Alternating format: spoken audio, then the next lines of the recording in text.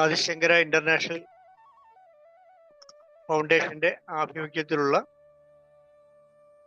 അഹം ബ്രഹ്മാസ്മി എന്ന പാഠ പരിപാടിയുടെ 34-ാം ഭാഗമാണ് ഇന്ന് ഇവിടെ നടക്കുന്നത്. ശ്രീശങ്കരാചാര്യ വിരചിത രചനകളെക്കുറിച്ചുള്ള പഠന പരിപാടിയിൽ ആദ്യത്തേതാണ് സൗന്ദര്യലഹരിയെക്കുറിച്ചുള്ള ഈ ക്ലാസ്. ഇതിന്റെ 34-ാം ഭാഗം ആണ് ഇന്ന് ഇവിടെ നടക്കുന്നത്. നമുക്ക് വേണ്ടി വ്യക്തവും വിശദമായ ക്ലാസ് എടുത്തു തരുന്നത് ഫൗണ്ടർ മെമ്പർ കൂടിയായ ശ്രീ ഡോക്ടർ ജയകൃഷ്ണൻ ജിയാണ്. അദ്ദേഹത്തെ സാദരം ക്ഷണിച്ചുകൊള്ളുന്നു.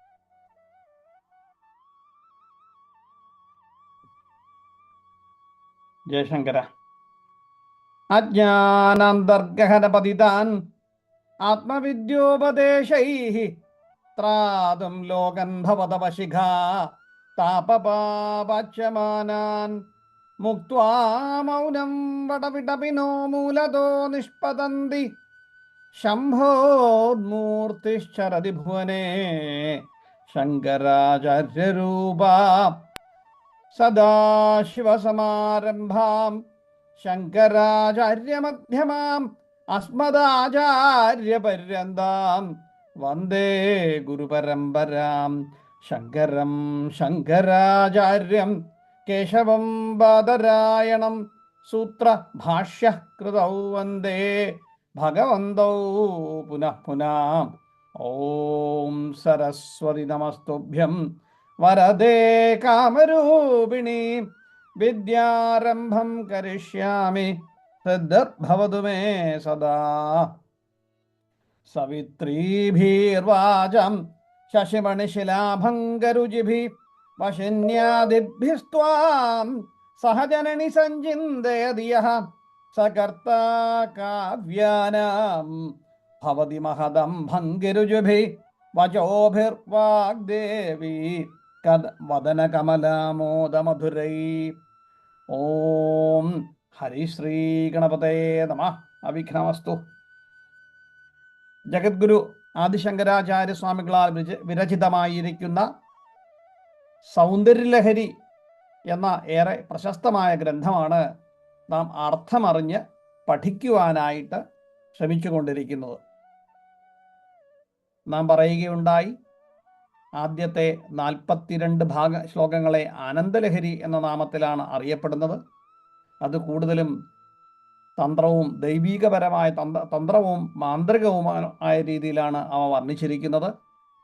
42 ശേഷം ദേവിയുടെ സ്ഥൂല രൂപവർണ്ണനയാണ് നാം ഇപ്പോൾ കണ്ടുവരുന്നത്. സഗുണോപാസകന് ദേവിയെ മനുഷ്യരൂപത്തിൽ കണ്ടുകൊണ്ട് ആപാദചൂഢം, കിരീടം മുതൽ പാദം വരെ ദേവിയെ കണ്ട് അറിഞ്ഞ് ആനന്ദിക്കുന്നതാണ് 42 മുതൽ മറ്റ് 100 വരെയുള്ള ശ്ലോകങ്ങൾ. നമ്മൾ 70 ശ്ലോകം വരെയാണ് കഴിഞ്ഞ ക്ലാസ്സുകളിൽ പഠിക്കുവാൻ ഉദ്യമിച്ചത്. ഇന്ന് നമുക്ക് 71-ാമത്തെ ശ്ലോകത്തിലോട്ട് ചിന്തിക്കാം. നഖാനാമുദ്യോതൈർ നവനളിനരാഗം വിഹസതാം കരാണാം തേ കാന്തിം കഥയ കഥയാമ കഥമുമേ കയാചിത്വാ സാമ്യം ഭജതു കലയാഹന്തകമലം യധി ക്രീഡല്ലക്ഷ്മീ ചരണതലലാക്ഷ.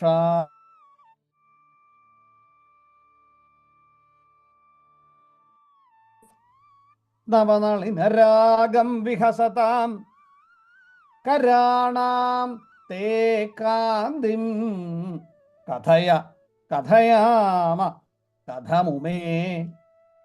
കഥമുമേ എന്നാണ്. ഉമേ അല്ലയോ പാർവതീദേവി എന്നാണ്. ഉമേ, ഹേ അമ്മേ, അമ്മേ പാർവതീദേവി. നഖാനാമുദ്യോതേർ,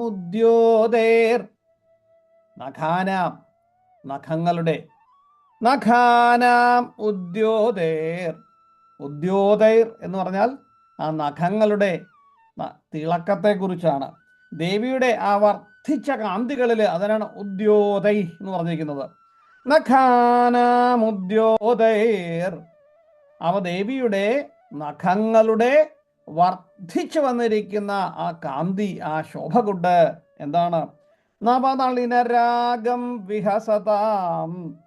നവ എന്നാൽ പുതിയത്, നളിനരാഗം പുതിയതായി പ്രഭാതത്തില് താമര വിടരുന്നല്ലോ.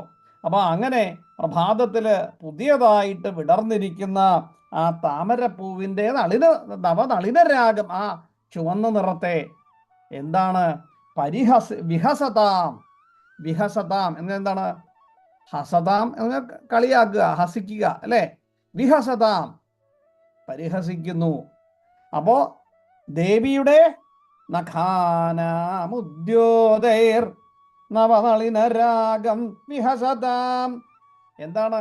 കരാണാം തേ കാന്തിം. അപ്പോ തേ കരാണാം കാന്തിം. തേ എന്ന് പറഞ്ഞാൽ നിന്തിരുവടി, അല്ലയോ അമ്മേ നിന്തിരുവടിയുടെ കരാണാം കാന്തിം, ആ കരങ്ങളുടെ കാന്തിം കഥയ കഥയ കഥയാമ കഥമുമേ. അപ്പോ അതെങ്ങനെ പറയുന്നാണ്? ആ അമ്മയുടെ നഖങ്ങളുടെ കാന്തി കൊണ്ട്, ശോഭിക്കുന്ന നഖങ്ങളോട് കൂടിയിരിക്കുന്ന അമ്മയുടെ ആ ചെന്താമരപ്പൂവിനെ വെല്ലുന്നതായിരിക്കുന്ന ആ കൈകളുടെ ശോഭ എങ്ങനെ പറയും, എങ്ങനെ ചൊല്ലും? പറയൂ എന്നാണ്. എങ്ങനെ ഞാൻ അതിനെ പറയും? പറയൂ എന്നാണ് ശങ്കരാചാര്യ സ്വാമികൾ പറയുന്നത്. പിന്നീടോ അതാണ് കഥം. കഥയ കഥയാമ കഥമുമേ. കഥയ എങ്ങനെ പറയും? പിന്നീടോ കഥയ നിങ്ങൾ പറയൂ. കഥയ പറയൂ. കഥയാമ കഥമുമേ എങ്ങനെ പറയും എന്ന് പറയൂ എന്നുള്ളതാണ്. അപ്പൊ അമ്മയുടെ കൈകളുടെ കാന്തിയെക്കുറിച്ച്, അപ്പൊ അല്ലയോ ഉമേ, ആ പ്രകൃത്യാ തന്നെ അമ്മയുടെ നഖങ്ങളുടെ കാന്തി കൊണ്ട്, അമ്മയുടെ നഖത്തിന്റെ ശോഭ കാന്തി കൊണ്ട് പുതിയതായി വികസിച്ചിരിക്കുന്ന ആ ചെന്താമരപ്പൂവിനെ പരിഹസിക്കുന്നു. വിഹസത എന്നാണ് പറഞ്ഞിരിക്കുന്നത്. ചെന്താമരപ്പൂവിന്റെ ചുവപ്പിനെ പരിഹസിക്കുന്നു. എന്ത്? നിന്തിരുവടിയുടെ ആ കൈകളുടെ കാന്തി. അങ്ങനെയുള്ള കാന്തിയെ എങ്ങനെ ഞാൻ വർണ്ണിക്കും എന്നാണ്? പറയൂ എന്ന് അമ്മയോട് തന്നെ ചോദിക്കുകയാണ്. അമ്മ തന്നെ പറയൂ, ഞാൻ എങ്ങനെയാണ് അമ്മയുടെ ഇത്രയും കാന്തി ആർജിച്ചിരിക്കുന്ന ആ കൈകളെ വർണ്ണിക്കുവാൻ പറ്റുന്നത് എന്ന് അത്ഭുതത്തോടുകൂടി ചോദിക്കുകയാണ് ആചാര്യസ്വാമികൾ. പിന്നീടോ കയാചിദ്വാ സാമ്യം ഭജതു കലയാ ഹന്തകമലം യദി ക്രീഡൽ ലക്ഷ്മി ചരണതലലാക്ഷാരസചണം. പിന്നീടോ കമലം. കമലം എന്ന് പറഞ്ഞാൽ താമര. കലയാ ഒരംശം കൊണ്ട്, ഒരല്പമെങ്കിലും ഇനി പറയണം എന്ന് പറഞ്ഞാലോ, സാമ്യം പറഞ്ഞാൽ തുല്യത. ഒരല്പമെങ്കിലും ഒരു തുല്യത പറയണം എന്ന് ചിന്തിച്ചു കഴിഞ്ഞാൽ കയാചിദ്വാ എന്നാണ്. കയാചിദ്വാ ഏതെങ്കിലും ഒരു വിധത്തില് എന്താ പറഞ്ഞിരിക്കുന്നത്? കയാചിദ്വാ സാമ്യം ഏതെങ്കിലും ഒരു വിധത്തില് ഇനി താമരപ്പൂവിനോടൊരു സാമ്യം പറയണം. അതാണ് കയാചിദ്വാ സാമ്യം ഭജതു കലയാ ഹന്തകമലം. ഏതെങ്കിലും വിധത്തില് താമരപ്പൂവിനോട് സാമ്യം, ഭജതു പ്രാപിക്കുക എന്നർത്ഥം. പ്രാപിക്കുക, സാമ്യം പ്രാപിക്കുന്നുണ്ട് എന്ന് എങ്ങനെ പറയും? ഹന്ത കമലം. ഹന്ത കഷ്ടം. എങ്ങനെയാ പറയാൻ പറ്റുക? യദി ക്രീഡൽ ലക്ഷ്മി ചരണതലലാക്ഷാരസജനം. അപ്പോ ലക്ഷ്മീദേവി ക്രീഡിക്കുന്നത് എവിടെയാണ്? താമരപ്പൂവിനകത്താണ്. അങ്ങനെ ലക്ഷ്മീദേവി ഇരിക്കുന്നത് കൊണ്ട്, അല്ലെങ്കിൽ ലക്ഷ്മീദേവി ക്രീഡിക്കുന്നത് കൊണ്ട്, ലക്ഷ്മീദേവിയുടെ കാലുകളിലുള്ള ചരണതലലാക്ഷാരസം ലാക്ഷാരസജനം.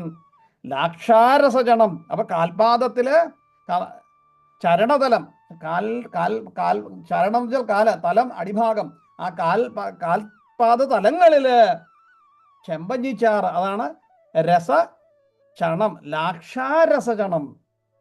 നമ്മൾ ചുമന്ന കാലിൻ്റെ അടിയിലേക്ക് കൈയും കാലും ഒക്കെ ഇങ്ങനെ എന്താണ് നിറം, വിവാഹ സമയത്തൊക്കെ സ്ത്രീകൾ കയ്യിലും കാലും ഒക്കെ ഇടാറില്ലേ? അതിനെന്തോ മൈലാഞ്ചി ഇടുന്നുണ്ട്. അപ്പൊ അതാണ് ഇവിടെ ലാക്ഷാരസചണം. ആ ചണത്തിന്റെ രസം, അതിന് ചെമ്പഞ്ഞിച്ചാറ് നിറമാണ്. ചെമ്പഞ്ഞിച്ചാറ് തന്നെയാണ് ആ ചുമന്ന നിറം. അങ്ങനെ ലക്ഷ്മീദേവി ക്രീഡിച്ചിരിക്കുന്നത് കൊണ്ട് ലക്ഷ്മീദേവിയുടെ കാൽപാദങ്ങളുടെ അടിയിലുള്ള ആ നിറം പറ്റിക്കൊണ്ട് താമരയ്ക്കൊരു ശോഭയുണ്ടാകുന്നു. അങ്ങനെ ഉണ്ടാകുമ്പോൾ മാത്രമാണ് ദേവിയുടെ കൈകളുമായിട്ട് സാമ്യം ചെയ്യാൻ പറ്റുന്നത് എന്നാണ്. അപ്പം അല്ലയോ ഉമേ, എന്താണ് ഇവിടെ പറയുന്നത്? നഖാനാമുദ്യോതേർ നവനളിനരാഗം വിഹസിതാം. അല്ലയോ അമ്മേ എന്നാണ്. പ്രകൃത്യാ തന്നെ അമ്മയുടെ ആ നഖങ്ങളുടെ കാന്തി ശോഭ കൊണ്ട് അമ്മ ചെന്താമരപ്പൂവിനെ പരിഹസിക്കുന്നു. എന്ത്? നിന്തിരുവടിയുടെ കൈകള് എന്നാണ് പറഞ്ഞിരിക്കുന്നത്. അപ്പൊ അങ്ങനെയുള്ള ചെന്താമരപ്പൂവിനെ പരിഹസിക്കുന്നതായിട്ടുള്ള നിന്തിരുവടിയുടെ ആ കൈകളെ എങ്ങനെ വർണ്ണിക്കാനാണ്? അമ്മ തന്നെ പറയൂ, അമ്മ തന്നെ എനിക്ക് പറഞ്ഞു തരൂ, ഞാൻ എങ്ങനെ വർണ്ണിക്കാനാണ് എന്നാണ് ചോദിക്കുന്നത്. പറഞ്ഞാലും അപ്പൊ ചെന്താമരപ്പൂവിന് ഒരല്പമെങ്കിലും തുല്യതയുണ്ടോ എന്നാണ് ചോദിക്കുന്നത്. ചെന്താമരപ്പൂവിന് അമ്മയുടെ കൈകളോട് ഒരല്പമെങ്കിലും തുല്യതയുണ്ടോ എന്നാണ്. അവിടെ പരിഹസിച്ചു, ചെന്താമരപ്പൂവിനെ പരിഹസിക്കുകയാണ്. ചെന്താമരപ്പൂവിന് ഹന്ത എന്നല്ല പറഞ്ഞേ, കയാചിദ്വാസാമ്യം ഭജതു കലയാ ഹന്ത കമലം. ഹന്ത കഷ്ടം. ചെന്താമരപ്പൂവിന് ഒരല്പമെങ്കിലും സാമ്യം പറയുവാൻ പറ്റുമോ? കഷ്ടം, ഇല്ല. പിന്നീടോ അതിൽ ലക്ഷ്മി ദേവി ക്രീഡിച്ചിരിക്കുന്നു എന്നുള്ളത് കൊണ്ട്, അപ്പോ ലക്ഷ്മി ദേവി ക്രീഡിച്ചിരിക്കുന്നത് കൊണ്ട് ലക്ഷ്മി ദേവിയുടെ ആ ചരണതലങ്ങളിൽ നിന്നും പറ്റിയിരിക്കുന്ന ലാക്ഷാരസം അതുണ്ടെങ്കിൽ മാത്രമേ ഒരു പക്ഷേ താമരപ്പൂ ദേവിയുടെ കൈകളോട് ഒരല്പമെങ്കിലും തുല്യതയുള്ളതായി പറയുവാൻ പറ്റുകയുള്ളൂ എന്നുള്ളതാണ്. അപ്പൊ താമരപ്പൂവിന് ദേവിയുടെ കൈകളോട് ഉപമിക്കണമെങ്കിൽ സാക്ഷാൽ ലക്ഷ്മി ദേവി ക്രീഡിച്ചിരിക്കുമ്പോൾ മാത്രമേ സാധിക്കുന്നുള്ളൂ എന്ന് പറയുന്നു. അതിന്റെ അർത്ഥം എന്താണ്? താമരപ്പൂവിലാണ് ലക്ഷ്മി ദേവി സ്ഥിതി ചെയ്യുന്നത്. അപ്പൊ ലക്ഷ്മിയെ ഉൾക്കൊള്ളുന്നത് എന്താണ്? ആ ശ്രീദേവിയുടെ സാക്ഷാൽ ജഗദംബയുടെ കൈകളിൽ തന്നെ ലക്ഷ്മി ദേവി വസിക്കുന്നു എന്ന് നാം ചിന്തിക്കേണ്ടതായിട്ട് വരുന്നു, അല്ലേ? അപ്പോ ചെന്താമര സ്വാഭാവികമായിട്ട് അതിസുന്ദരമാണെങ്കിൽ പോലും അതിന് ദേവിയുടെ കൈകളോട് സാമീപ്യമില്ല. പക്ഷെ അതിനെ ഉപമിക്കുവാൻ പറ്റുന്നില്ല. എപ്പോഴാണ് ഉപമിക്കുവാൻ പറ്റുക? സാക്ഷാൽ ലക്ഷ്മി ദേവി അതിൽ ക്രീഡിച്ചു കൊണ്ടിരിക്കുമ്പോൾ മാത്രമേ ചെന്താമരപ്പൂവിന് ദേവിയുടെ കൈകളോട് ഉപമിക്കുവാൻ പറ്റുകയുള്ളൂ. കാരണം ആ ചെമ്പഞ്ഞിച്ചാറ് പറഞ്ഞിരിക്കുന്ന രക്തവർണ്ണം പൂണ്ടിരിക്കുന്ന ആ കാല്, അതിൽ ലക്ഷ്മി ദേവിയുടെ കാല് ആ താമരപ്പൂവിൽ മുട്ടിയിരിക്കുമ്പോൾ മാത്രമേ ആ താമരപ്പൂവ് ദേവിയുടെ കൈകളോട് ഉപമിക്കുവാൻ പറ്റുന്നുള്ളൂ. അപ്പൊ അങ്ങനെ ഉപമിക്കുന്നു എന്ന അവസരം വരുമ്പോൾ എന്താണ്? സാക്ഷാൽ ലക്ഷ്മി ദേവി ശ്രീദേവിയുടെ കൈകളിൽ തന്നെയാണ് എന്നാണ്. അപ്പൊ ദേവിയുടെ കാന്തി വർണ്ണിക്കുകയാണ്. ദേവിയുടെ കരങ്ങളുടെ നഖങ്ങളുടെ ശോഭയും കൈകളുടെ കാന്തിയും വർണ്ണിക്കുന്നു. അതോടൊപ്പം തന്നെ ചെന്താമരപ്പൂവിന്റെ ശോഭയെ പരിഹസിക്കും കൂടിയാണ് ഈ ശ്ലോകത്തിലൂടെ വളരെ ഭംഗിയായിട്ട് ആചാര്യസ്വാമികൾ അവതരിപ്പിച്ചിരിക്കുന്നത്. നഖാനാമുദ്യോതേർ നവനളിനരാഗം വിഹസതാം കരാണാം തേ കാന്തിം കഥയ കഥയാമ കഥമുമേ കയാചിദ്വാസാമ്യം ഭജതു കലയാ ഹന്തകമലം നദി യദി ക്രീഡല്ലക്ഷ്മീ ചരണതലലാക്ഷാരസചനം യദി ക്രീഡത് ലക്ഷ്മീ. അതാണ് ലക്ഷ്മീ ദേവി ക്രീഡിക്കുന്ന സമയത്ത് മാത്രമേ ഉള്ളൂ. യദി ക്രീഡല്ലക്ഷ്മീ, ക്രീഡിക്കുന്ന ലക്ഷ്മീ ദേവിയുടെ ചരണതലലാക്ഷാരസചനം, കാൽപാദത്തിലെ ചെമ്പഞ്ഞിച്ചാറ് പൂണ്ടിരിക്കുമ്പോൾ മാത്രമാണ് ആ താമരപ്പൂവിന് അമ്മയുടെ കൈകളോട് സാമ്യം പറയുക എന്നുള്ളതാണ്. ചൊല്ലി നോക്കാം.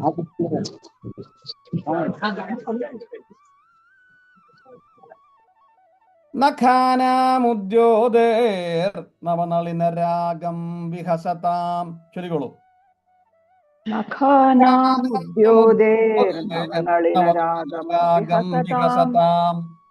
കരാണാം തേ കാന്തിം കഥയ കഥയാമ കഥമുമേ.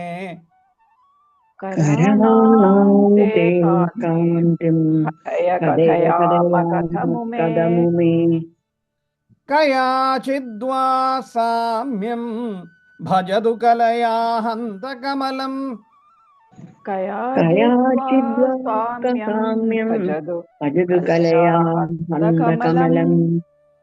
യദി ക്രീഡൽ ലക്ഷ്മീ ചരണതലലാക്ഷാരസചനം. യദി ക്രീഡൽ ലക്ഷ്മീ ചരണതലലാക്ഷാരസചനം.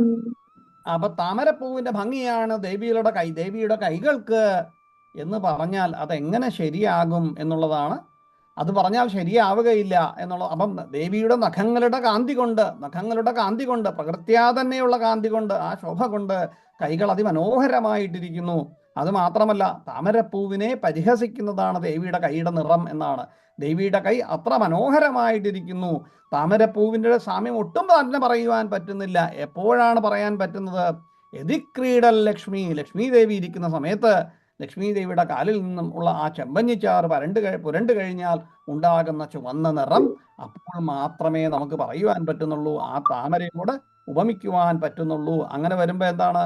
സാക്ഷാൽ ശ്രീദേവിയുടെ കൈകളിൽ തന്നെയാണ്, ജഗദംബയുടെ കൈകളിൽ തന്നെയാണ്, പരാശക്തിയുടെ കൈകളിൽ തന്നെയാണ് ലക്ഷ്മി ദേവിയുടെ വാസം എന്നുകൂടെ വളരെ മനോഹരമായിട്ട് ആചാര്യസ്വാമികൾ നമുക്ക് പറഞ്ഞു തന്നിരിക്കുന്നതാണ്. 72ാമത്തെ ശ്ലോകം നമുക്ക് ചിന്തിക്കാം. സമം ദേവീ സ്കന്ദദ്വിപവദനപീതം സ്തനയുഗം തവേദം നഖേദം ഹരതു സതതം പ്രശ്നുതമുഖം യദാലോക്യ ശങ്കാകുലിതഹൃദയോ ഹാസജനകഃ സ്വകുംഭൗ ഹേരംബ പരിമൃശതി ഹസ്തേന ഝടതി. ഹേ ദേവി, അല്ലയോ ഭഗവതി, സമം ദേവീ സ്കന്ദദ്വിപവദനപീതം സ്തനയുഗം. ദ്വിപവദനൻ എന്ന് പറഞ്ഞാൽ ആരാണ്? ദ്വിപം എന്ന് പറഞ്ഞാൽ ആന. ദ്വിപം ആനയാണ്. അപ്പൊ ദ്വിപം ആനവദനൻ, ദ്വിപവദനൻ, ആനവദനൻ ഗണപതിയെ കുറിച്ചാണ്. പിന്നീട് പറയുന്നത് ആരാണ്? സ്കന്ദൻ എന്ന് പറഞ്ഞത് സാക്ഷാൽ സുബ്രഹ്മണ്യൻ. അപ്പൊ സ്കന്ദനും സുബ്രഹ്മണ്യനും സമം ദേവി. സമം എന്ന് പറഞ്ഞാൽ ഒരേപോലെ അല്ലെങ്കിൽ ഒരേ സമയത്ത്.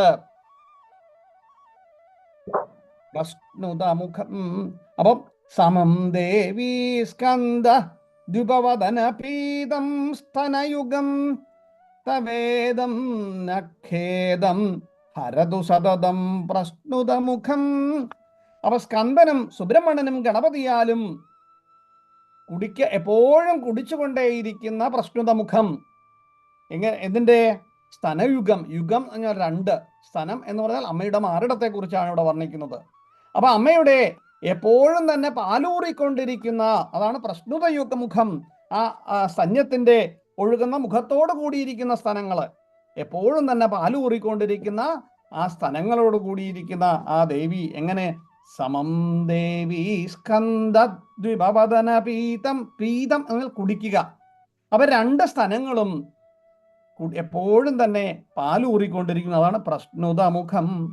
പാലൂറിക്കൊണ്ടിരിക്കുന്ന ആ സ്തനയുഗങ്ങൾ 2ഉം ഗണപതിയും അതേപോലെ തന്നെ സുബ്രഹ്മണ്യനും എപ്പോഴും കുടിച്ചുകൊണ്ടേയിരിക്കുന്നു. അപ്പോൾ അല്ലെങ്കിൽ കുടിച്ചതാണ്, അല്ലെങ്കിൽ കുടിച്ചുകൊണ്ടേയിരിക്കുന്നു. തവേദം നഖേദം ഹരതു സതതം പ്രശ്നുതമുഖം. അപ്പൊ ഇതം സ്തനയുഗം, അതാണ് തവേദം. അവിടെ വേദമല്ല, ഇവിടെ വേദം എന്നുള്ളത് ഇതം എന്നാണ്.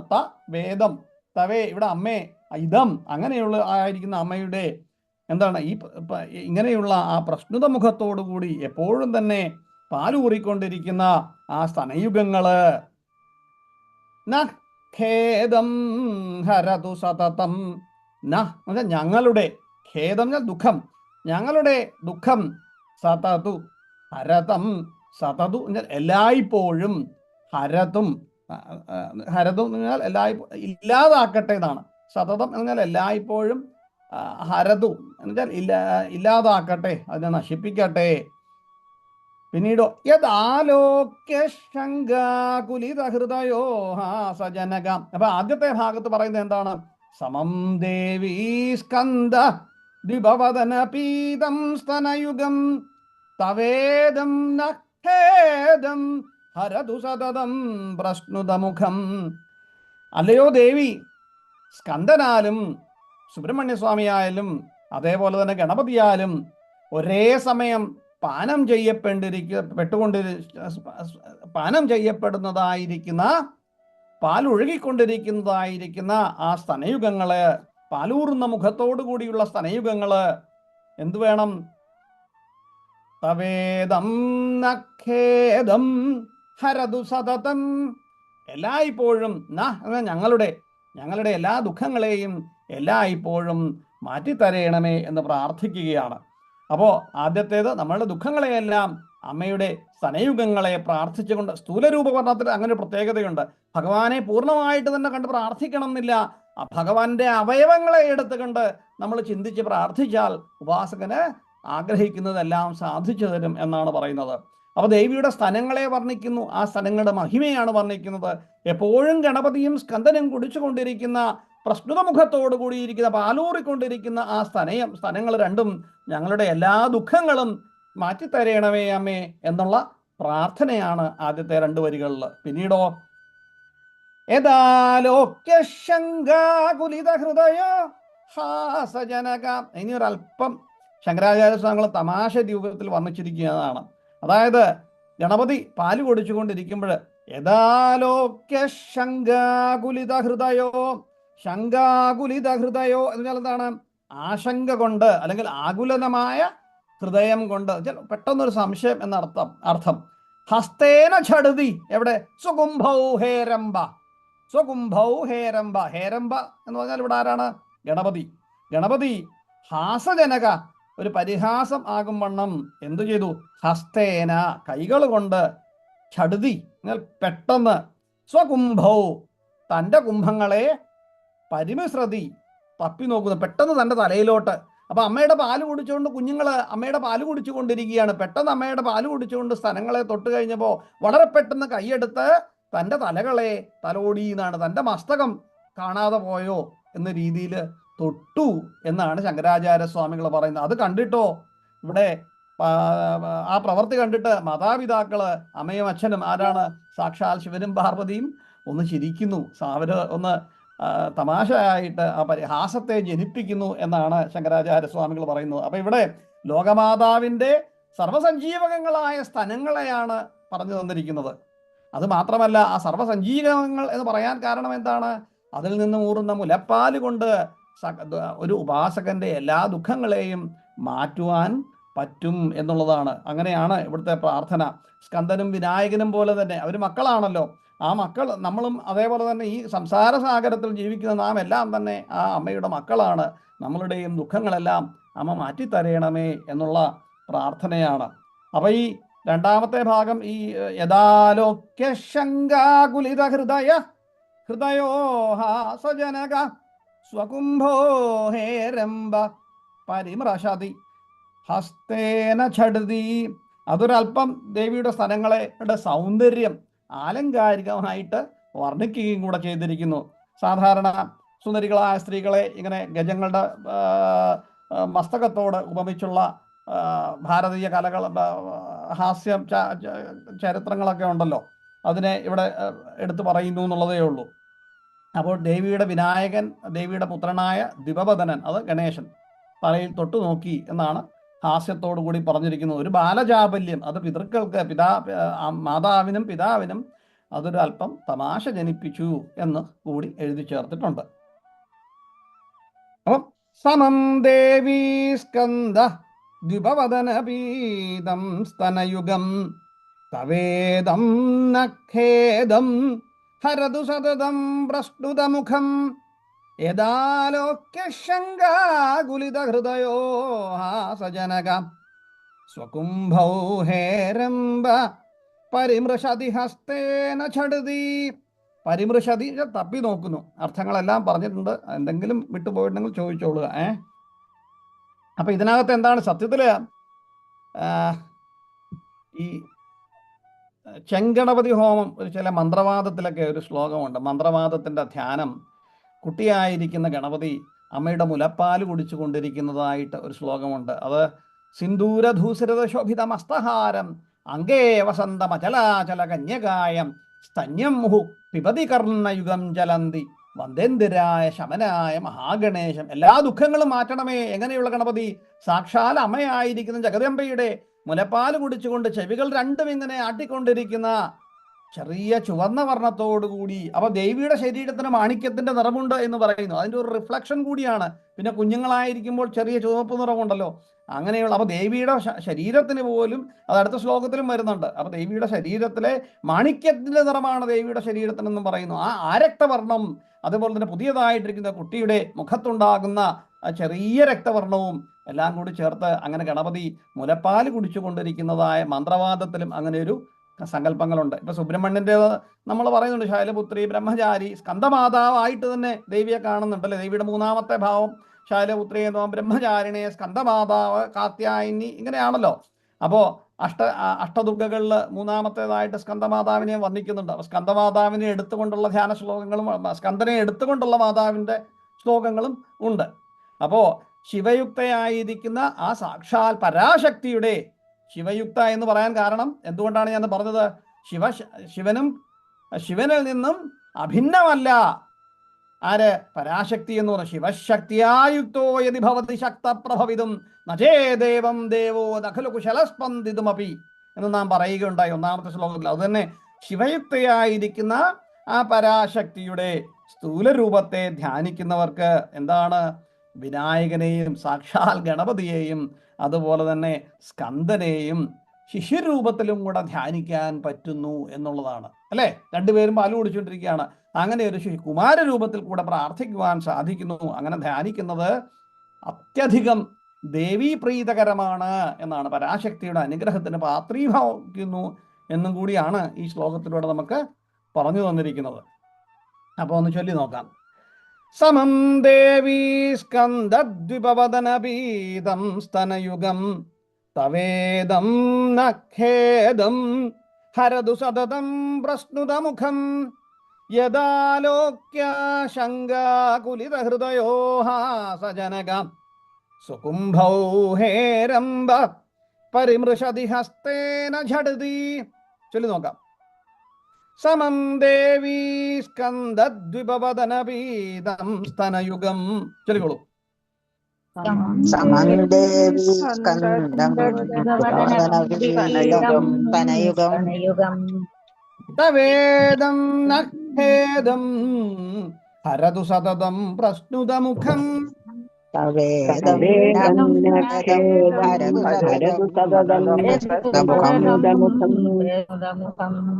യദാലോക്യാശങ്കാകുലിതഹൃദയോ ഹാസജനക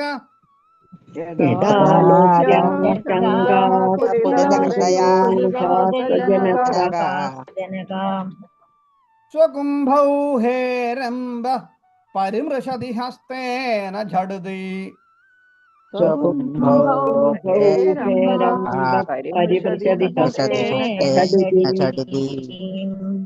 ചില ആചാര്യ വർണ്ണനകളില് ഈ യഥാലോക്യശങ്കാകുലിത ഹൃദയോ എന്നുള്ള ആ ശങ്കാകുലിത എന്നുള്ളിടത്ത് ആശങ്കാകലിത എന്ന് പറഞ്ഞിരിക്കുന്ന ചില ആചാര്യ പാഠഭേദങ്ങളുമുണ്ട് എന്നും ധരിച്ചോണം. രണ്ടിനും അർത്ഥം വ്യത്യാസമൊന്നും വരുന്നില്ല. എന്നാലും ഒന്ന് ആകുലമായിരിക്കുന്നത് എന്നായി, ഒന്ന് ആശങ്ക കലർന്നത് എന്ന രീതിയിലുമുണ്ട്. അപ്പോൾ വേറെ എവിടെയെങ്കിലും കലിതമായി എന്ന് പറയുമ്പോൾ നമ്മൾ പറഞ്ഞത് തെറ്റാണല്ലോ എന്ന് ചിന്തിക്കേണ്ടെന്ന് അർത്ഥം. അങ്ങനെ രണ്ട് പാഠഭേദങ്ങൾ കാണുന്നുണ്ട്. ഒന്നുകൂടെ ചൊല്ലി നോക്കാം അല്ലേ. സമം ദേവീ സ്കന്ദദ്വിപവദനപീതം സ്തനയുഗം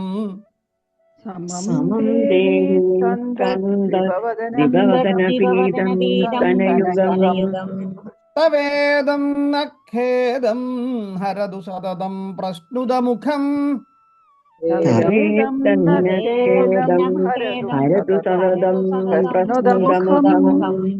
യദാലോക്യാശങ്കാകുലിതഹൃദയോ ഹാസജനക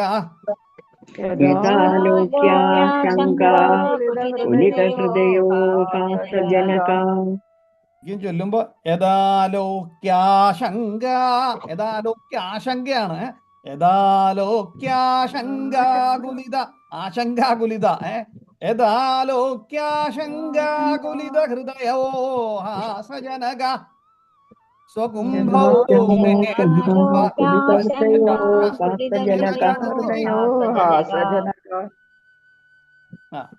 നമുക്കൊരു ശ്ലോകം കൂടെ നോക്കാം.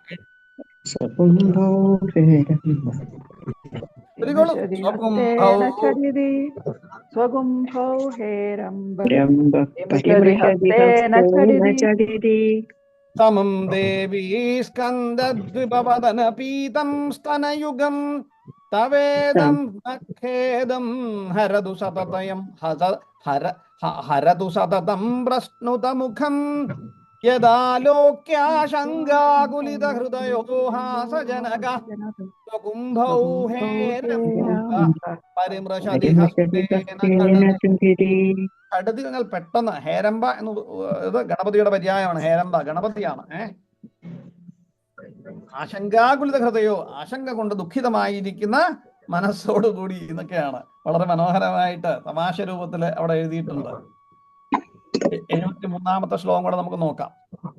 അമൂദേ വക്ഷോജാവമൃതരസമാണിക്യകുതുപൗ ന സന്ദേഹസ്പന്ദോ നഗപതി പതാകേ മനസിന പിബന്ധൗ തൗ യസ്മാദവദിതവ പിബന്ധൗ തൗ യസ്മാദവിദിതവധൂ അവധൂത സങ്കരസികൗ യസ്മാദവിദിതവധൂത സങ്കരസികൗ കുമാരാവദ്യാപി ദ്വിരദവദന ക്രൗഞ്ചദലനൗ. എന്താണ് ഇവിടെ? നഗപതി പതാകേ എന്നാണ്. നഗപതി എന്ന് പറഞ്ഞാൽ നഗം എന്ന് പറഞ്ഞാൽ പർവ്വതം. നഗപതി പർവ്വതത്തിന്റെ രാജാവ്, പതിയായിരിക്കുന്ന നഗം, പർവ്വതങ്ങളുടെ പതിയായിരിക്കുന്ന. അപ്പൊ നഗപതിയായിരിക്കുന്ന നഗപതിയുടെ പതാകേ, പതാകേ എന്ന് പറഞ്ഞാൽ കൊടിക്കൂറ അല്ലെ, കൊടിക്കൂറ. അപ്പൊ എന്ന് പറഞ്ഞാൽ എന്താണ്? ഹിമവാന്റെ വംശത്തിന് വെണ്ണിക്കൊടി പാറിച്ചു കൊണ്ടിരിക്കുന്ന, അല്ലെങ്കിൽ വൈജയന്തിയായിരിക്കുന്ന വംശത്തിന്റെ വൈജയന്തിയായിരിക്കുന്ന അല്ലയോ അമ്മേ. അമൂദേ വക്ഷോജൗ എന്നാണ്. അമൂദേ വക്ഷോജോ വക്ഷോജാവമൃതരസമാണിക്യകുതുപൗ അമൂദേ വക്ഷോജൗ. അപ്പൊ നിന്തിരുവടിയുടെ എന്താണ്? വക്ഷോജൗ, രണ്ട് ഭുജങ്ങളും എന്താണ്? അമൃതരസമാണിക്യകുതുപൗ, അമൃതരസം നിറഞ്ഞിരിക്കുന്ന അമ്മയുടെ സ്ഥലങ്ങൾ രണ്ടും അമൃതരസം നിറഞ്ഞിരിക്കുന്ന മാണിക്യക്കുടങ്ങളാണ് എന്നാണ് പറഞ്ഞിരിക്കുന്നത്. അതോ ന ഞങ്ങൾക്കാണ് ഇവിടെ ന സന്ദേഹസ്പന്ദോ. അപ്പൊ അതില് ഞങ്ങൾക്ക് സന്ദേഹസ്പന്ദോ മനസ്സിന, അപ്പൊ ഞങ്ങളുടെ മനസ്സിന് യാതൊരു സന്ദേഹവും ഇല്ല എന്നാണ് പറയുന്നത്. ന സന്ദേഹസ്പന്ദോ നഗപതി പതാകേ മനസ്സിന. അപ്പൊ ഞങ്ങളുടെ മനസ്സിന് സന്ദേഹത്തിന്റെ ഒരു സ്പന്ദനം പോലും, ഒരു ലവലേശം പോലും ഇല്ല എന്നാണ് പറഞ്ഞിരിക്കുന്നത്. അപ്പം പർവ്വതരാജാവിന്റെ വംശത്തിന്റെ കൊടിക്കൂറയായിരിക്കുന്ന വൈജയന്തിയായിരിക്കുന്ന വംശത്തിന് വൈജയന്തിയായിരിക്കുന്ന അലയോ അമ്മേ, നിന്തിരുവടിയുടെ ഈ വക്ഷോജ സ്തനങ്ങൾ സാധാരണ സ്തനങ്ങളല്ല. അതെന്താണ്? അമൃതം നിറച്ചിരിക്കുന്ന രണ്ട് മാണിക്യക്കുടങ്ങളാണ് എന്നാണ് പറഞ്ഞിരിക്കുന്നത്. അതിൽ യാതൊരു സന്ദേഹവും ഇല്ല എന്നാണ്. ന സന്ദേഹസ്പന്ദോ മനസ്സിന, ഞങ്ങൾക്ക് യാതൊരു സന്ദേഹവും ഇല്ല എന്നാണ് പറഞ്ഞിരിക്കുന്നത്. അപ്പോ അമ്മയുടെ എന്താണ് വക്ഷോജ അവമൃതരസമാണിക്യ കുതുബൗ, അമ്മയുടെ ആ രണ്ട് സ്ഥലങ്ങളും മാണിക്യ ചെപ്പുകളാണ്, മാണിക്യ കുതുബങ്ങളാണ്. കുതുബം തൊലി എന്നാണ് അർത്ഥം. അപ്പോ മാണിക്യ കുതുബങ്ങളാണ്, മാണിക്യം കൊണ്ടുള്ള ചെപ്പുകളായിട്ട് തന്നെയാണ് പറഞ്ഞിരിക്കുന്നത്. അതിൽ സംശയമില്ല. അതെന്താണ് കാരണം? പിബന്ധൗ തൗ യസ്മാദവദിതവധൂത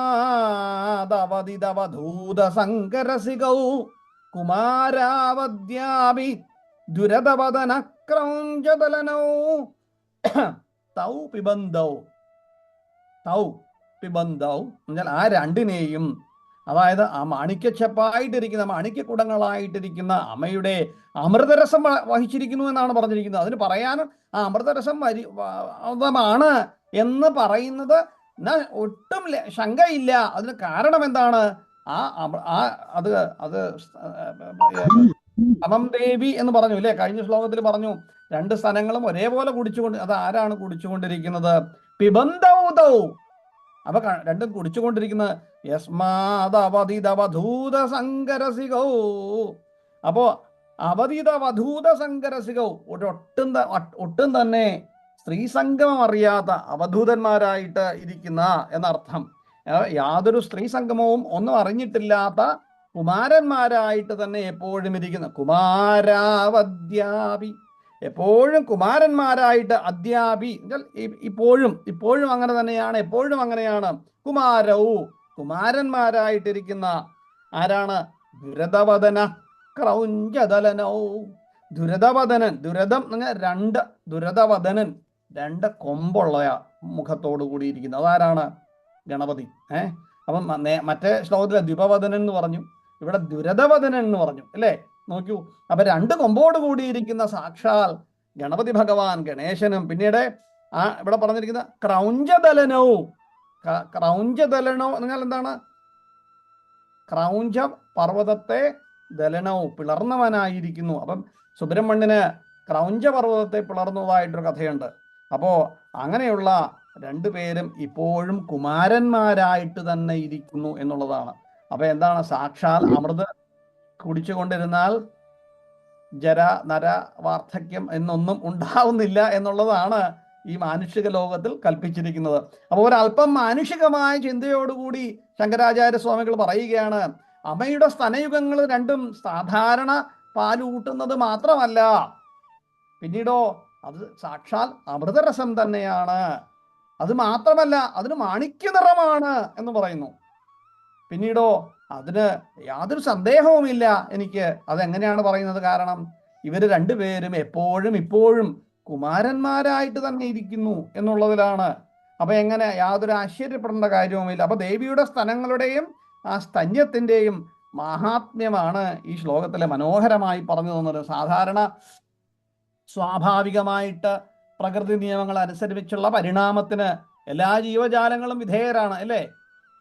കുട്ടിയായി ജനിച്ചു, അത് കഴിഞ്ഞ് വളർന്നു, പിന്നെ പ്രായമായി നശിച്ചു, ഈ ജരാനരകളെല്ലാം ബാധിച്ച് ഇല്ലാതെയാകും.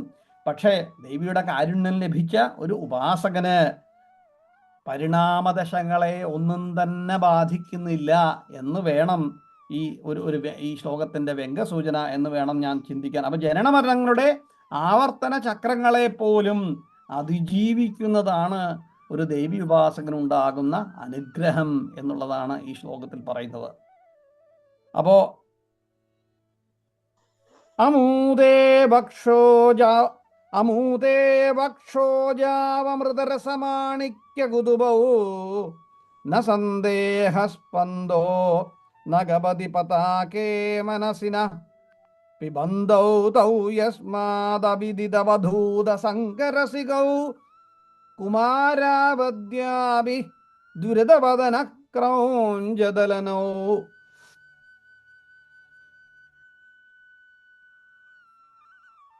ചൊല്ലി നോക്കാം, അതിന്റെ അർത്ഥം മനസ്സിലായെന്ന് തോന്നുന്നു അല്ലേ?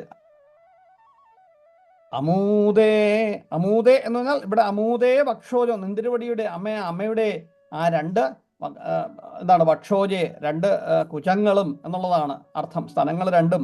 അമൂദേ വക്ഷോജാവമൃതരസമാണിക്യ കുതുബൗ, അമൃതരസം നിറഞ്ഞ മാണിക്യ കുടങ്ങളാണ് കുതുബൗ എന്നതുള്ളതാണ്. എന്നതിൽ മനസ്സിന, ഞങ്ങളുടെ മനസ്സിന് ന സന്ദേഹസ്പന്ദോ, യാതൊരു സന്ദേഹവും ഇല്ല, യാതൊരു സന്ദേശവും ഇല്ല. അപ്പൊ പർവ്വതരാജന്റെ വംശവിജയ വൈജയന്തിയായിരിക്കുന്ന അല്ലയോ അമ്മേ, നിന്തിരുപടിയുടെ വക്ഷോജങ്ങള് സാധാരണ സ്ഥലങ്ങളല്ല, അതിലെല്ലാം ഉപരി അത് അമൃതം നിറച്ചിരിക്കുന്ന രണ്ട് മാണിക്യക്കുടങ്ങളാണ്, മാണിക്യകുതുബങ്ങളാണ് എന്നതിൽ സന്ദേഹമില്ല. അപ്പൊ ദേവിയുടെ ആ ആരക്തവർണ്ണവും കൂടി പറഞ്ഞിരിക്കുകയാണ്. കാരണം ആരക്തവർണ്ണായ നമാന്ന് നമ്മൾ ലളിതാസഹസ്രനാമം പഠിച്ചിട്ടുണ്ട് അല്ലേ?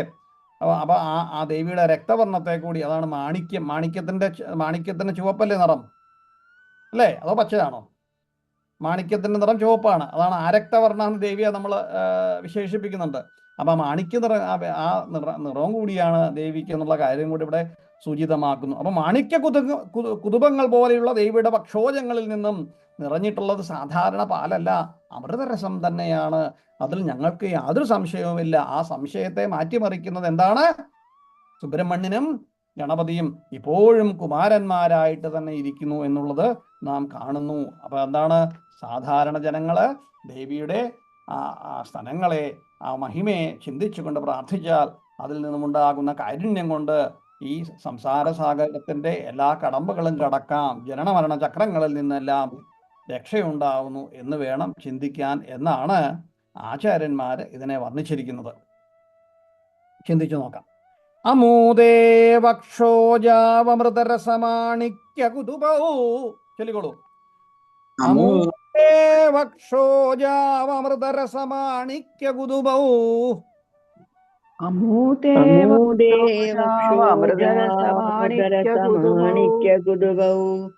ന സന്ദേഹസ്പന്ദോ നഗപതി പതാകേ മനസിന.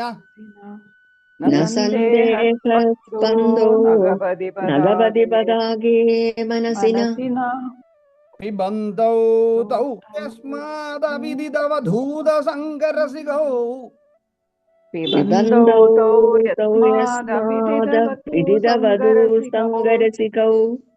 അവധിത അവധൂതയാണ്. അവധിത അവധൂത. അവധൂതൻ നമ്മൾ പറയാറില്ലേ? അവധൂത സംഗരസികൗ കുമാരാവദ്യാഭി ദുരതവദന ക്രൗഞ്ചദലന.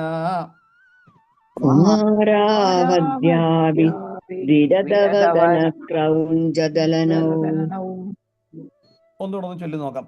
അമൂദേ വക്ഷോജാവമൃതരസമാണിക്യ കുതുബൗ.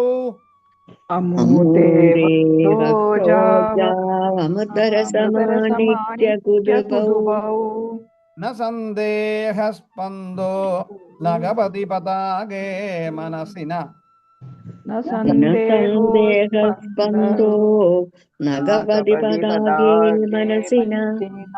പിബന്ധൗ തൗ യസ്മാദവദിതവധൂത സംഗരസികൗ.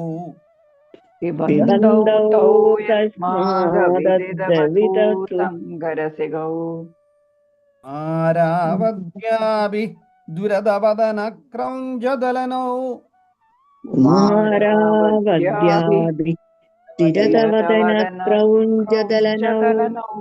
അപ്പൊ സർവവിഘ്നങ്ങൾക്കും ഉപശാന്തി നൽകുന്ന അതാണ് സാക്ഷാൽ മഹാഗണപതി. പക്ഷേ മഹാഗണപതിയായിട്ടിരുന്നാലും ആ കുമാരഭാവം ഭഗവാന് മാറുന്നില്ല എന്നുള്ളതാണ്. അതുപോലെ തന്നെയാണ് സുബ്രഹ്മണ്യനും. ക്രൗഞ്ചദലന, ക്രൗഞ്ചൻ ആ പർവ്വതത്തെ എല്ലാം തള്ളിപ്പൊളിച്ചവനാണ്. പക്ഷെ എന്നാലും എപ്പോഴും കുമാരനായിട്ട് തന്നെയാണ്, അല്ലേ? അപ്പൊ ഈ കുമാരഭാവം രണ്ടുപേരിലും മാറുന്നില്ല എന്നുള്ളത് കൊണ്ട് സാക്ഷാൽ അമൃതരസം പൊഴിക്കുന്നവയാണ് ദേവിയുടെ സ്തനങ്ങള്. അവ മാണിക്യ നിറമുള്ളതാണ് എന്ന് വളരെ ഭംഗിയായിട്ട് ഭഗവാൻ നമുക്ക് പറഞ്ഞു തരികയാണ്. അത് മാത്രമല്ല, പ്രകൃതിയുടെ പരിണാമത്തിൽ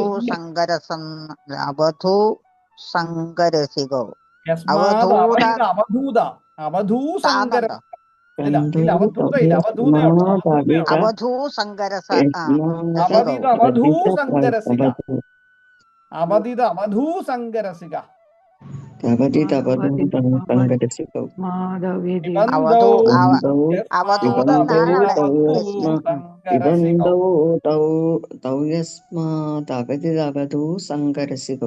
അതെ, അതായത് ഈ സ്ത്രീ സങ്കരസങ്ങളൊന്നും അറിയാത്ത, അതാണ് അവധിത അവധൂസങ്കരസിക. അപ്പോൾ ഈ ശ്ലോകങ്ങൾ 3 നമ്മൾ 70, 71, 72, 73 ശ്ലോകങ്ങളാണ് നാം ഇന്ന് ചിന്തിച്ചത്. അത് ആർക്കെങ്കിലും ചൊല്ലാൻ താല്പര്യമുണ്ടെങ്കിൽ അത് ചൊല്ലാം. അതല്ലെങ്കിൽ ഇന്നത്തെ ക്ലാസ് ഇവിടെ അവസാനിപ്പിക്കാം. ജയശങ്കര. ചൊല്ലട്ടെ.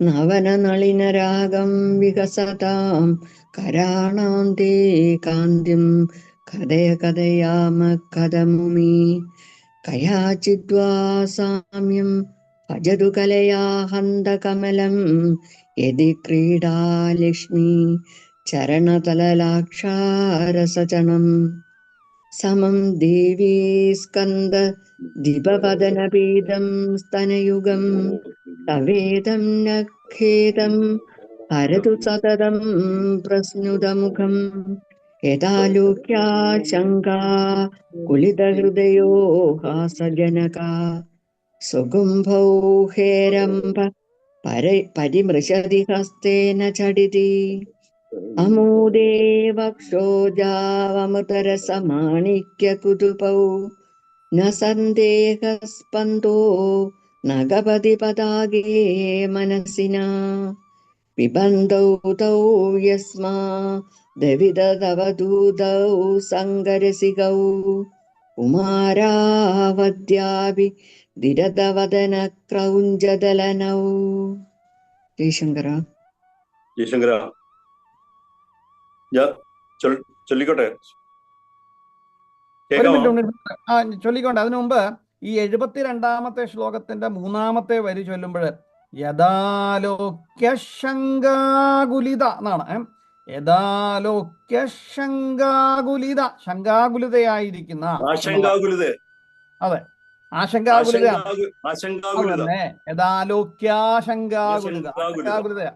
അതേപോലെ തന്നെ 73ാമത്തേതില് പിബന്ധൗ തൗ യസ്മാദവദിതവധൂസങ്കരസികൗ. ചൊല്ലിക്കോട്ടെ ജയശങ്കര. നവനളിനരാഗം വിഹസതാം കരാണാം തേ കാന്തിം കഥയ കഥയാമ കഥമുമേ കയാചിത്വാ സാമ്യം ഭജതു കലയാ ഹന്തകമലം യദി ക്രീഡല്ലക്ഷ്മീ ചരണതലലാക്ഷാരസചണം. സമം ദേവി സ്കന്ധ ദ്വിപവദന പീതം സ്തനയുഗം തവേദം നഖേദം ഹരതു സതതം പ്രസ്നുതമുഖം യദാലോക്യാശങ്കാകുലിതഹൃദയോ ഹാസജനകഃ സ്വകുംഭൗ ഹേരംബ പരിമൃശതി ഹസ്തേന ചടതി.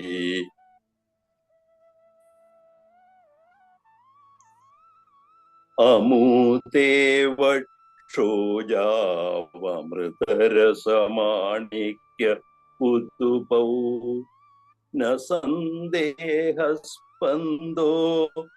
നഗപതി പതാകേ മനസിനഃ പിബന്ധൗ തൗ യസ്മാദവിദിതവധൂസങ്കരസികൗ കുമാരാവദ്യാപി ദ്വിരവദന ക്രൗഞ്ചദലനൗ. ജയശങ്കര, ഇനി ആരെങ്കിലും ചൊല്ലണമെന്ന് താല്പര്യമുണ്ടോ?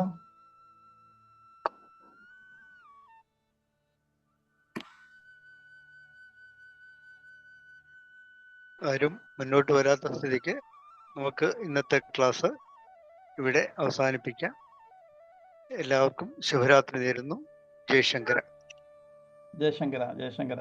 ഇത് മനസ്സിലാവുന്നുണ്ടെന്ന് തോന്നുന്നു കേട്ടോ. എല്ലാവർക്കും മനസ്സിലാവുന്നുണ്ടെന്നൊക്കെ ഞാനങ്ങ് വിചാരിക്കുകയാണ്. ആവുന്നില്ലെങ്കിൽ പറയണം. അർത്ഥങ്ങൾ ഏതെങ്കിലും ശ്ലോകത്തിൻ്റെയോ അർത്ഥമോ അല്ലെങ്കിൽ ഏതെങ്കിലും വാക്കുകളുടെ അർത്ഥമോ മനസ്സിലാവുന്നില്ലെന്ന് അപ്പം ചോദിച്ചാൽ അപ്പം പറയാം. പിന്നെ ചോദിക്കാന്ന് വിചാരിച്ചാൽ രണ്ടുപേരും മറന്നു പോകില്ലേ? എന്നോട് ചോദിക്കുകയില്ല, ഞാനോട്ട് വീണ്ടും വീണ്ടും എടുത്ത് ചോദിക്കാനും ഉണ്ടാവില്ല. അപ്പൊ ചോദിച്ചാൽ അതിലെ ചില ശ്ലോകങ്ങളിലെ ചില പ്രത്യേക പ്രയോഗങ്ങള് ഞാൻ ഇപ്പോഴും ആ ഒരു പ്രത്യേക ഒരു ശ്ലോകമുണ്ട്. പിന്നെ ഈ വർഷത്തിന്റെ 360 കണക്കാക്കുന്ന ഷിതൗ ഷട്ട് പഞ്ചാശത്. എന്താ അതൊക്കെ! ഇതൊക്കെ നമുക്ക് കേൾക്കാൻ കഴിയുക എന്ന് പറയുന്നത് നമ്മുടെ മനുഷ്യായുസിന്റെ ഒരു പ്രത്യേകത എന്ന് പറയാം. കാരണം ഇങ്ങനെ ഒരു ഇത് ഇന്ന് വരെ എനിക്ക് തോന്നുന്നു ഇത്രയും ഗംഭീരമായിട്ട് പറയാൻ പറ്റിയിട്ടുണ്ടെന്ന്. ഞാൻ ചിലപ്പോ ഞാനത് ഓർക്കാറുണ്ട്. ഇപ്പൊ ഞാൻ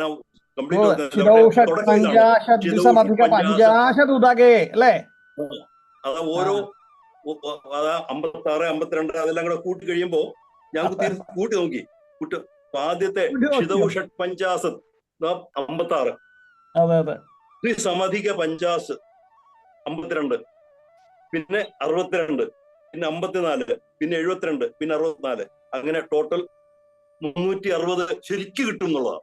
അതെ, ഓരോ തത്വങ്ങളും കൂടെ ചേർത്തിട്ടാണ് കേട്ടോ. ജലതത്വം, വായുതത്വം, അഗ്നിതത്വം, ഈ തത്വങ്ങൾ ചേർത്തിട്ടാണ് കണക്ക് വെച്ചിട്ട് ഉണ്ടാക്കി എന്നുള്ളതാണ്. അതെ അതെ അതെ അതെ. അതിമനോഹരമായിട്ട് ശ്രീചക്രത്തെ പ്രതിനിധാനം ചെയ്യുന്ന ശ്ലോകമാണത്. പക്ഷെ ചില ഭാഗങ്ങൾ മനസ്സിലാകാൻ ബുദ്ധിമുട്ട് വരും.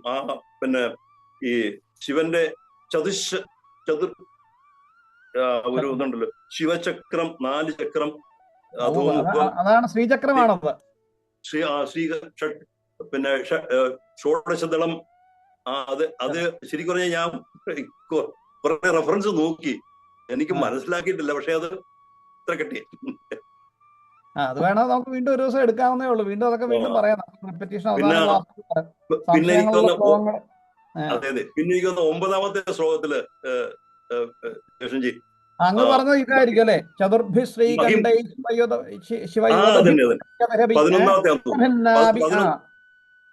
പിന്നെ 9ാമത്തെ മഹിംഭൂതാധാരേ, 4 ചക്രങ്ങൾ താഴോട്ടും 5 ചക്രങ്ങള്, പിന്നെ അങ്ങനെ 9 ചക്രങ്ങള്, പിന്നെ അതിനിടയ്ക്ക് ബിന്ദു, പിന്നെ അഷ്ടദളങ്ങള്, ഷോഡശദളങ്ങള്, അതെല്ലാം കൂടെ ചേർത്ത അത് നമുക്ക് ശരിക്കും പറഞ്ഞാൽ അത് എനിക്ക് മനസ്സിലാകാൻ വഴിയില്ലെന്ന്.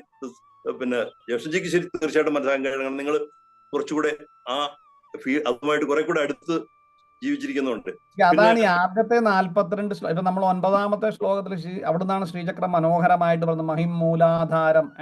അപ്പൊ താഴെ ജലതത്വം അങ്ങനെ പറഞ്ഞു, മൂലാധാരത്തിലെ ധരണി, അങ്ങനെയുള്ള തത്വം പറഞ്ഞു വന്നിരിക്കുന്നത്. ശ്രീചക്ര വർണ്ണന 9 മുതൽ വളരെ ശക്തമായിട്ട് പറഞ്ഞിട്ടുണ്ട്. അപ്പൊ ഈ 42 ശ്ലോകങ്ങൾ മുഴുവൻ താന്ത്രികമാണ്. അതാണ് അതിനകത്ത് താന്ത്രികമായിട്ടുള്ളതാണ് കൂടുതലും. അപ്പൊ സാധാരണ നമുക്ക് പിടികിട്ടുന്നതല്ല. അതെ അതെ. മൂലാധാരേതാണ്. മൂലാധാരത്തിൽ തന്നെ എന്താണ് ഭൂതത്വത്തെയാണ് പറഞ്ഞിരിക്കുന്നത്. ഭൂതത്വം, അഗ്നിതത്വം, ജലതത്വം, വായുതത്വം, അത് പറഞ്ഞിട്ട് സഹസ്രാരത്തില് അതെ, സഹസ്രാരേ പത്മേ സവിഹരസി എന്നാണ്. ശിവനുമായിട്ട് ആനന്ദത്തിൽ ലയിക്കുന്നതായിട്ടാണ്. ഇതൊക്കെ ഇരുന്ന് പഴയത് ചില ഓർത്തിരുന്ന് വായിക്കാൻ നോക്കും. പിന്നെ കിട്ടുമെങ്കിൽ ഏതെങ്കിലും റെഫറൻസ് ബുക്ക് കാരണം ഇത് നമുക്കൊന്നും മനസ്സിലാകുന്നില്ല. അതെ അതെ, വളരെ സംസ്കൃതത്തിന്റെ വളരെ എന്താണ് പറയേണ്ടത്, ഈ ലൗകിക സാഹിത്യമെന്നും അതേപോലെ തന്നെ ലൗകികമെന്നും സാഹിത്യമെന്നുമുണ്ട് സംസ്കൃതത്തിൽ. അപ്പോൾ ഈ സത്യത്തിൽ നമുക്ക് ലൗകിക സംസ്കൃതമേ കൂടുതലൊക്കെ പരിചയമുള്ളല്ലോ, മറ്റേത് വൈദിക സംസ്കൃതമാണ്. അപ്പോൾ വൈദിക സംസ്കൃതത്തിൽ പെട്ടതാണ് ഈ ഭാഷകളെല്ലാം തന്നെ. ഇപ്പം ഈ ഭാഷ നമ്മൾ സത്യത്തില് ജഗദ്ഗുരു ആദിശങ്കരാചാര്യ സ്വാമികളുടെ സൗന്ദര്യലഹരിയാണ് ഏറ്റവും പാടായിട്ടുള്ള സംസ്കൃത പദങ്ങൾ ഉപയോഗിച്ചിരിക്കുന്നത്. ഇതുപോലെ തന്നെയാണ് സത്യത്തിൽ മേൽപ്പത്തൂർ നാരായണ ഭട്ടതിരിപ്പാടിന്റെ നാരായണീയം. അതും അതേപോലെ തന്നെ വൈദിക സംസ്കൃതത്തിലൂടെ എഴുതിയിരിക്കുന്നതാണ്, ലൗകികമല്ല ഇത്. എന്നാൽ പോലും വൈദികമാണ് എങ്കിൽ പോലും പല ഉപനിഷത്ത് വചനങ്ങളും വളരെ സരസങ്ങളായിട്ടാണ് സംസ്കൃതത്തിലാണെങ്കിലും അങ്ങനെയാണ് കണ്ടുവരുന്നത്. എനിവേ, ജയശങ്കര, ഏതായാലും നന്നായി സാർ അതൊക്കെ റെഫർ ചെയ്യുന്നു എന്ന് അറിയുന്നതിൽ വളരെ സന്തോഷം. വീണ്ടും പുറകോട്ടുള്ള ക്ലാസ്സുകളെ ചെരഞ്ഞു നോക്കുമ്പോൾ അങ്ങനെ നോക്കിയാലേ ഇത് പഠിക്കാൻ പറ്റുള്ളൂ. പലതവണ വായിച്ച് നോക്കിയാലേ ഇത് ഇതൊക്കെ എന്ന് പറഞ്ഞാൽ പ്രത്യേക അറിവ് എവിടോ ഏതിനകത്തുണ്ട്, മനസ്സിലാകുന്നില്ല. പിന്നെ അപ്പൊ കൂടെ കൂടിയിരുന്ന് നോക്കും. അപ്പൊ ഞാൻ കാണാതെ പഠിച്ചു നോക്കാൻ നോക്കും. ചിലപ്പോ ഓർക്കും, ചിലപ്പോ കിട്ടും. നമ്മളിതിങ്ങനെ ചർച്ച ചെയ്യുന്നത് കൊണ്ടാണ് കുറച്ചെങ്കിലും ഇതിന്റെ അർത്ഥം മനസ്സിലാവുന്നത്. അതല്ല വെറുതെ വായിച്ചു പോയാൽ ഒരു ശ്ലോകത്തിന്റെയും അർത്ഥം മനസ്സിലാക്കുവാൻ വളരെയധികം ബുദ്ധിമുട്ടാണെന്നുള്ളതാണ്. അപ്പോൾ നമ്മൾ സ്കൂളിൽ പറയുന്നത് പോലെ അർത്ഥം പറഞ്ഞു പഠിക്കാൻ ശ്രമിക്കുമ്പോൾ മാത്രമേ ഇത് മനസ്സിലാവൂ. എനിക്കൊരു സജഷൻ ഇതിനകത്ത് ഉണ്ടായിരുന്നു. പറഞ്ഞോട്ടെ. ഒരു സജഷൻ ഇതുണ്ടായിരുന്നു. നമ്മൾ ഈ പഠിപ്പിക്കുന്ന കൂട്ടത്തിൽ ഏതെങ്കിലും ഇടയ്ക്ക് ഒരു ക്ലാസ്സിൽ ഓരോരുത്തരും ഒരു ശ്ലോകം ചൊല്ലി അതിന്റെ തത്വം എന്ത് മനസ്സിലായി എന്നൊന്ന് എക്സ്പ്രസ് ചെയ്യാൻ ഒരു കൊടുക്കുന്നതല്ലായിരിക്കും. അപ്പോൾ സ്വാഭാവികമായിട്ടും കുറച്ച് പ്രഷർ വരുമ്പോൾ തന്നെയും കൂടെ പഠിച്ചിരിക്കണം. അത് വെറുതെ ചൊല്ലാൻ പഠിച്ചിട്ട് കാര്യമില്ല. അത് സാറ് പറഞ്ഞതിനോട് ഞാൻ പൂർണ്ണമായിട്ട് യോജിച്ചു. അത് വേണം ഇപ്പോൾ തന്നെ നമുക്ക് അടുത്ത ക്ലാസ് പോലെ തുടങ്ങാവുന്നതാണ്. അതല്ല, ഇനി ഇത് മുഴുവൻ 100 ശ്ലോകങ്ങളും തീർന്നിട്ട് നമുക്കൊരു റിവിഷൻ വെക്കാം. ആ റിവിഷൻ സമയത്ത് ഓരോരുത്തർ ചൊല്ലി അതിന്റെ അർത്ഥം അല്ലെങ്കിൽ എന്താണ് ഭാവം എന്ന് പറഞ്ഞാലും മതി. അതാണ് അല്ലേ? തീർച്ചയായിട്ടും 100 തീർച്ചയായിട്ടും ശ്ലോകങ്ങൾ നമുക്കൊന്ന് തീർത്തിട്ട് ഒരു റിവിഷൻ തീർച്ചയായിട്ടും. വെക്കാം. അപ്പൊ അത് ഓരോരുത്തർ ചോദിക്കുക, ഒരു ശ്ലോകം വായിച്ച് അവന്റെ അർത്ഥം പറഞ്ഞു തന്നാൽ വലിയ ഗംഭീരമായിട്ട് എന്താ വാക്കുകൾ മനസ്സിലായത് നമുക്ക്? ഒരു വ്യംഗ്യസൂചന കാരണം മനസ്സിലായത് എന്താണെന്ന് പറഞ്ഞാൽ മതി. അങ്ങനെ നമുക്ക് ചിന്തിക്കാം സാർ. ഓ, ജയശങ്കര ജയശങ്കര ജയശങ്കർ. സുരേഷ് ഏട്ടാ നിർത്തുന്നു. ജയശങ്കര.